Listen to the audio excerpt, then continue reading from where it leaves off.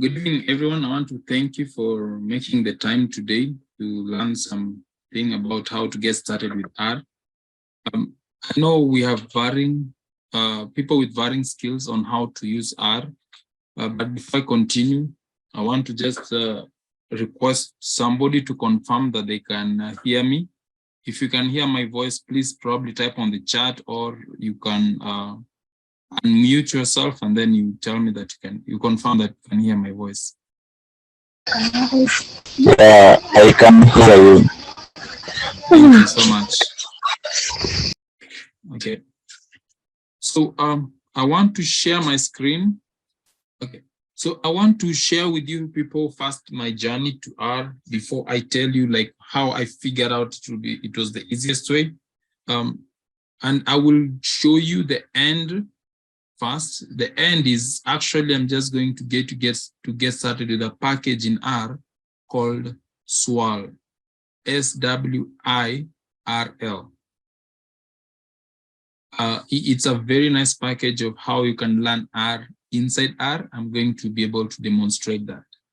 Now, my journey in R is not new because several people have ever asked me, like, how did you learn R? And as you can see, this was in 2007. I just cleared my 4th year. And in June, when I just started my attachment, I went on and started learning R through a course that was being offered by Prince of Songkla University. What is interesting is it was not in the US, it was in Thailand. And it was teaching us a bit on R for epidemiology. They had introduced a package called EpiCalc. And you can see that one I finished in September and my graduation was in November of that same year. Now, EpiCalc is a free, of course, R works with what you call packages. When you install R, you have if you look at a computer, it's like the motherboard of it, which we call the base R. And then if you want to do something that is more tailor-made, sometimes people make packages. And so packages, or people who are using Python, they might consider it to be like a library. I liked this course. It is what really introduced me to R. And the person, this professor, the name is usually interesting, Virasak Dichangsuvivatwong. I've ever loved that name. He had written not just the package, but he had even written a book on the entire package and how to get started with R. And this book is freely available. I just Googled it. And so probably I can be able to share the link when I upload this video on my YouTube. So anybody who wants, they can be able to get this book. And I looked up and this book was published, this package, the latest version was updated in 2020, version 3.5.2. So it's available for a good amount of the current versions of R. So when we were learning also with this book. There was very little people could Google about R at that time. So, hello? Malim, we can be able to hear you properly, yeah? Okay. So I learned R using, that was the very first time I interacted with it. But of course, when you don't practice for long, somehow the skills go down. And so when the idea of MOOCs started, the MOOCs are massively open online courses. That is what a MOOC is. It's a massively open online courses. That is MOOC. I think they started a lot more from the late, just early 2010, around there between 2007 to 2010 they started, but I got to hear of them later on after 2010. And I particularly knew of Coursera. And so there was the University of Johns Hopkins. They had started a track which was to lead into R for data science, and I did that. This is me showing how I performed, but which is something I was happy about. I want you to see something about it. It's a message I want to pass across. This is the last one. I actually started with the first one was the data scientist toolbox. This taught us a lot more to do with the GitHub repository, how to use GitHub. And that was my first interaction with GitHub. Why is it important? Because there is collaboration, okay? You can see I did it in 2014. And what I liked was the fact that when these guys say 1 to 4 hours per week, it actually took 1 to 4 hours a week. Sorry, it took for me, because I was getting, like I was learning, it actually took between 3 and 4 hours. Then from there, I learned a bit of R programming. And when they said 7 to 9 hours a week, it was actually taking me a little bit more than 9 hours per week, but it was really worth it. And then I went to getting and cleaning data, which was on a very nice course also. And what I liked about the courses was the fact that it wasn't just focusing on the coding. In fact, when you're learning on the site, you could be able to see a whole different application. And then in the task that you will be given, like the weekly tasks, you will be given something that will really make you think a lot. And I love that. For this reason, to this very day, I always tell people, like you see, that you really need to put in some work. I will not cheat you that it will be just a walk in the park. In this page, I want to just show you that there are a lot more certifications from Coursera, and I know also in EDX and other places, you can always learn them, but I haven't looked the ones for R. But there are certifications even in Coursera or other tracks which you can learn about data science, and they will introduce you to R. Probably towards the end, I can look for the ones that are more specific for R. Now,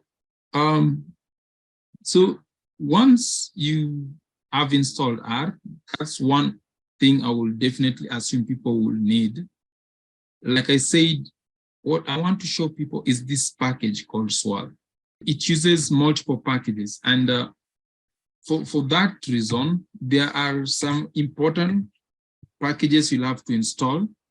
And to install these packages, you just need to type this command, install.packages, and then the name of the package, you put it in quotes, but you need to know them. So because there is this video will be available, please just remember there is a package called Tidyverse, which covers most of the areas people will use R for data science. And for some reason, before you install swirl, it will require a package called string-i, but it's not a must for it to be there, depending on your machine. But I've interacted with someone whose machine required it. And then you can install swirl, but it is highly likely it will fail unless you have what we call R tools for development. Now, these R tools are also available online. If you just Google R tools, you'll be able to see, or rather to reach this page on R tools, and then you just download the latest version. For those who are in Maseno, I've been able to download it. It's a big file of around 460 MB. So probably anytime you meet me, I've downloaded it together with R and R Studio. I'll be able to hand it to you. You install it, and then you can continue with it. Once you've installed it, then when you run install.string-i, it will run okay. When you run install packages.swirl, it will run okay for you. Now, remember, when we install packages, it's as if you've purchased like a car, but then you need to ignite. So you will definitely have the packages in this, among the list of packages which are on your computer. Like in my case, if you can see my right-hand side, I'm scrolling through so many packages. Somewhere at the bottom, you will see a package called swirl. So string I. There is this package called swirl. Now, if you're using RStudio, that's when you'll see this window. I can just click on it here to have a check. And then when it ticks, it will have just run this command in line 10 called library swirl. So you can click on it like that, or alternatively, like I want to do, I will just call it from here. I will call library, and then I will call the name of the package swirl. And then this is an interactive way of learning R, okay? You will notice it will always give us some, there will be some text we are reading as we are learning. And like here, it has given us some information about swirl, and it's interactive. Remember, it is talking to you. And then it tells us here that if I want to continue, I can just call swirl without using the library again. So now I'm going to start. And when I hit enter, it gives you something you'll be reading, and then you will be doing. So I already know what this one is. So it has asked me for my name. So let me give it any name. Let me type the name MULISA. Okay. And then it continues to tell me something. Like here, it tells me that once I see these 3 dots, it means I need to press enter to continue. Usually, I'm running from what we call the console. The console, in most cases, you will see it has the greater than sign, but now you don't see the greater than sign. And so it's something I can learn at my own pace when I'm using swirl. So I've clicked back to the console. When I hit enter, it tells me now it tells me another thing, that anytime I see this greater than sign, it is probably telling me to select something. Like in my case here, I have to select either 1, 2, or 3. But notice all of them, they're just telling me to proceed. So I'm going to select 3. And then it gives me a way of exiting. But because it's a lot of text, and you can see it's not through, I have the 3 dots at the bottom. So I can just press enter, and then it will tell me to select the course I want to do. Now at this point, okay, at this point, some people might not see a window like this. Wow. Some people might not see a window like this. And when you don't see a window like this, it's not a problem. It will probably tell you to download a certain course. So you can download any course that you want. But in this case, I will select the first option. That's the one I want to learn. And then I will select the first option again, and then all these courses about R are available in your machine. When you reach at this stage, they are available within your machine. You don't need the internet. So if I want to start with the very first one, the basic building blocks of R, now you can see that it will be giving me a % of how much of that particular part I have done. And this introduces you to how R thinks. And I think it is something that really helped me.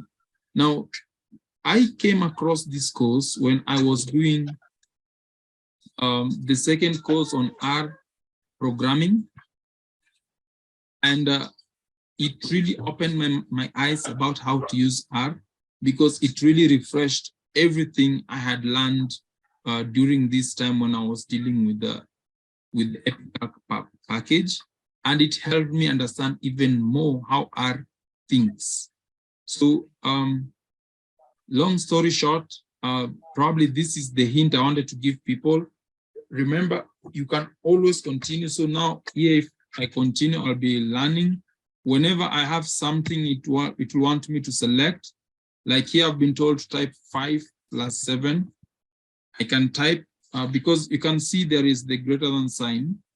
I'll type 5 plus 7 when I press enter.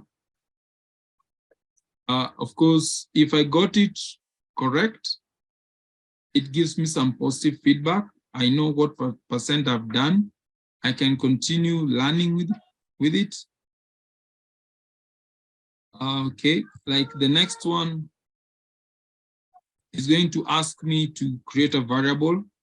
Like here I've been told I want to save this variable in that. So if I type just 5 plus 7 again, it will tell me not really. You can see there is no percent sign on the right hand side because it means I have not completed that particular task. So you have to be actively involved. So here I'm supposed to create a new variable and it should be called X. So I'm going to create it and assign a value.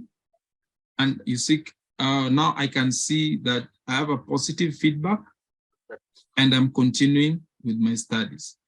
And then this one you can continue. If you want to leave, I can just type bye or escape or something like that. And I leave out. You can see it tells me to leave. I'm leaving swirl. The next time I want to continue, I can just type again, swirl. And then my name was MULISA.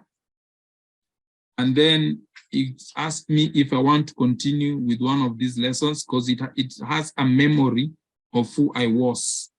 If I change the name, then I will start from word go, but now it has a memory. So I can say I want to continue, and you can see it is taking me to where I was. Sorry, if I click on X, sorry, that one was capital X, I can see, and again, a positive feedback, and I'm continuing. So I can continue learning at my own pace within or where I stay, and then nobody, you know, and at the end of it, if you notice from the very beginning,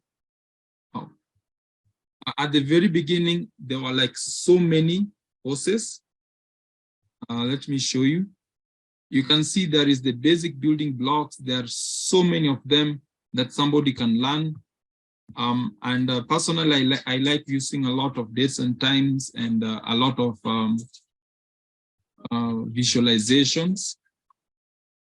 So I think looking at data, those are things that you can learn a lot, and data manipulation, the V applies and all that. So I think I noticed this meeting started earlier, like by 10 minutes. So we have around 5 minutes.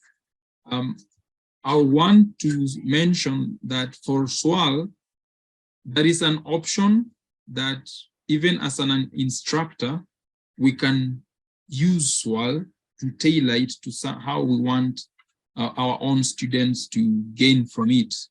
And I think if I'll probably sit around and see if I can do one and also share, you know, within like my links so that people can get like the most basic that we teach here rather than having all of it, but you're always free to even learn it by yourself. So I want to thank you on that. And I'm happy to receive a quick comment or question. I can see we have around 4 minutes. So I've paused talking. Thank you, Stephen. I've seen that he has a positive comment that this one is actually a nice way. Thank you, Graziana. If somebody has further clarification, I've just typed my email, so feel free to take it, timawara@maseno.ac.ke. Let me also put it here, timawara@maseno.ac.ke. Yep, feel free to reach me out through that email or my phone number 0726-878-579. But please introduce yourself in a nice way, because I do get a lot of them. And so you do need to introduce yourself in a nice way when you want to get any help from me, so I can be able to act accordingly. In the meantime, unless there is I'm happy if you have a question, feel free to unmute and share, or also feel free to just type on the chat as I'm following. We only have like around 2 minutes. I just want to thank you. You're very welcome, and I'm really happy to be part of this. I really hope all of us will learn. Yeah. Yes, Etienne, please feel free to unmute and talk, and you have around 1 minute and 30 seconds. It will be like the person closing. All right. Thanks so much, Thomas, for this kind of initiative. I really appreciate. Last time we had a career talk, despite the fact that I joined late, but I tried to get something. But today I've been, I think I joined quite early. And despite the fact that today's Nini has been short, but at least you've demonstrated something. And I'm hoping the students who are around here have actually captured what you brought forward today. But meanwhile, for those ones who don't know me, I'm Etiang Isaac. I currently teach at Garissa University. And I'm sure that we also have some students in Garissa University who have joined this kind of platform. The current